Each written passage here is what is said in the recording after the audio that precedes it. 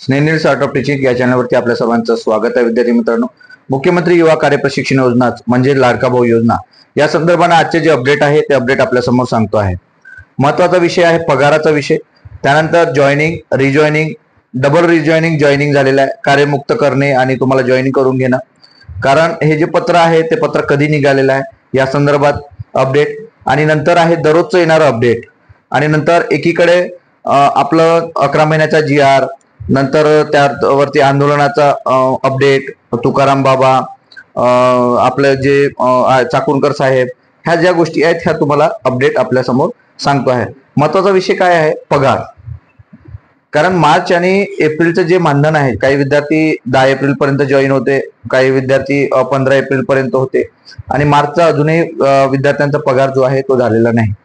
Government servant जे आहेत त्यांचे पगार आता झालेले आहेत, म्हणजे मार्च महिन्याचे लक्षात घ्या. एप्रिल महिना पूर्ण संपत असताना त्यांचे पगार झालेले आहेत, पेंडिंग होते. आणि आपण युवा कार्य प्रशिक्षणार्थी असताना सुद्धा आपल्याला माहिती आहे की प्रत्येक वेळेला त्या त्या आस्थापनेवर ते डिपेंड असतात, त्या त्या जिल्ह्याच्या आस्थापनेवर डिपेंड असतात की ते प्रोसिजर केव्हा करतात, आणि त्यानुसार त्यांनी जर हरिगय केलं तर नक्की तुमचा पगार हा लेट होत असतो प्रेझेंटीच्या बाबतीत.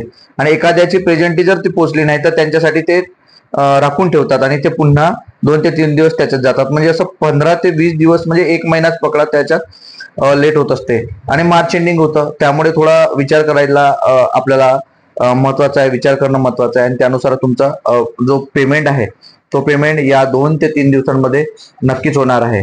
विषय आहे दुसरा जॉईनिंगचा. आपल्याला माहिती आहे की सर्व शिक्षण विभागाने आधीचा जो लेटर आलेला होता त्या लेटरमध्ये अमरावतीचं त्यांनी संदर्भ दिला, म्हणजे जो आता लेटर निघलेला 29 तारखेचा त्यामध्ये संदर्भ दिलेला आहे. अमरावती 2-3 जिल्ह्याचा त्या ठिकाणी संदर्भ दिला आहे. काही शाळांमध्ये विद्यार्थ्यांना रुजू करून घेतलेलं होतं, म्हणजे जॉईन करून घेतलेलं होतं, रुजू झाले होते विद्यार्थी, म्हणजे रिजॉईन केलं होतं. पण त्या ठिकाणी दुसरं एक लेटर आला पुन्हा 29 तारखेचा, त्यात संदर्भ दिलं होतं की त्यांनी या आस्थापनांनी जॉईन करा असं त्यांनी म्हटलेलं होतं ऑफलाईन पद्धतीनं. पण त्या लेटरमध्ये म्हटलेलं आहे की जिल्हा परिषद शाळा किंवा महाविद्यालय किंवा प्राथमिक विभाग, म्हणजे माध्यमिक असेल शाळा, यामध्ये जर विद्यार्थ्यांना जॉईन करायचं असेल तर सध्या सुट्ट्या आहे मे आणि जून मध्ये, तर विद्यार्थ्यांना कधी जॉईन करा? प्रशिक्षणार्थींना 1 जुलै पासून जॉईन करा. म्हणजे मग 4 ते 5 दिवसासाठी जे विद्यार्थी जॉईन झालेले होते त्या विद्यार्थ्यांना पुन्हा त्या ठिकाणी BOने लेटर पाठवलेलं आहे किंवा BOने पत्र पाठवलेलं आहे की यांना पुन्हा कार्यमुक्त करा.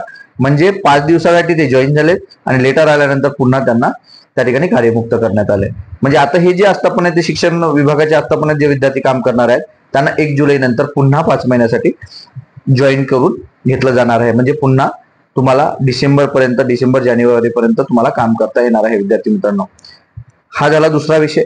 तिसरा विषय महत्वाचा असा आहे की डेली जे अपडेट येतात आपल्याला, तुम्हाला माहिती आहे की युट्यूबच्या चॅनलवरनं डेली या युवा कार्य प्रशिक्षणार्थींसाठी अपडेट नसतानाही अपडेट दिलं जात असते. नेमकं तुम्ही जॉईन झालेले आहेत, 50 ते 60 हजार विद्यार्थी जॉईन झालेले आहेत. शिक्षण विभागाच्या आस्थापनेच्या व्यतिरिक्त जे विद्यार्थी जॉईन झालेत ते तुम्ही ही माहिती आपण घेत नसतो आणि बघत पण नसतो. विद्यार्थी मित्रांनो, हे लक्षात घ्यायचं आहे की आपली एकजूट होती म्हणून हे 5 महिने वाढलेले आहेत. आपल्याला नेतृत्व मिळालं म्हणून हे 5 महिने वाढलेले आहेत. कोणीतरी समोर आलं, तुम्ही स्वतः सर्वजण समोर त्या आझाद मैदानावरती गेले, 2-2, 3-3 वेळा पोहोचले, म्हणून हे सर्व अपडेट आपल्याला मिळत आहे आणि हे 5 महिने वाढलेले आहेत. पण पुढे काय? 5 महिन्यानंतर या 11 महिन्यानंतर पुढे काय? यासाठी जे आटापिटा चालू आहे आणि जे काही आंदोलनाच्या भूमिका चालू आहेत आणि मंत्र्यांच्या भेटी चालू आहेत की आपलं जे आहे ते 11 महिन्याच्या कंत्राटी बेसवरती काम करून पुढे 11 महिन्यांनी ते पुन्हा आपल्याला काम मिळत राहावं, यासाठी आपण सर्वजण झटत आहोत. आणि त्यासाठी एकरूप राहण्यासाठी या सर्व गोष्टी डेलीचं अपडेट असणं गरजेचं आहे. विद्यार्थी मित्रांनो, हेच आजचं अपडेट होतं. हे तिन्ही गोष्टी महत्वाच्या होत्या. आपल्याला याबद्दल काय वाटतं? तुमचं याबद्दल काय मत आहे? कंत्राटी संदर्भात आणि पगारासंदर्भात आणि जे शासनाची जी भूमिका आहे जॉईनिंग आणि रिजॉईनिंग संदर्भात, हे नक्की कमेंटमध्ये कळवा. आणि अशाच अपडेट करिता माझ्या चॅनलला सबस्क्राईब करा. धन्यवाद.